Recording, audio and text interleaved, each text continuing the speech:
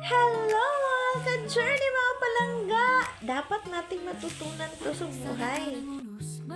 May mga taong nagpapakita lang na importansya sa iyo kapag kailangan ka lang niya.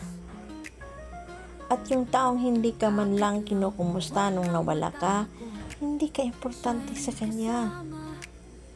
Sa buhay, marami kang taong makikilala at makakasama, ngunit ikaw ang magdidesisyon kung sino ang mananatili sa buhay mo.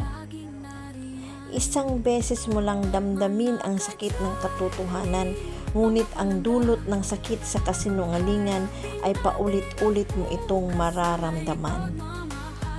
Huwag kalimutan ang mga taong tumulong at nagpaparamdam ng halaga sa iyo sa panahon na nangangailangan ka. At huwag mo rin kalimutan ang mga taong naiisip ka lang kung may kailangan sila sa iyo. Pakakatandaan ng mga taong nananakit sa iyo ay nagtuturo ng leksyon upang ikaw ay maging matatag at mapagmatyag sa hinaharap. Ang mga taong laging pumupuna ng kamalian mo ay sila yung nagtuturo na maging determinado ka na tahakin ang buhay sa tamang landas. Kapag may taong naiinggit o nagsiselo sa katayuan mo, nagpapahiwatig ito na mahalaga ang buhay mo.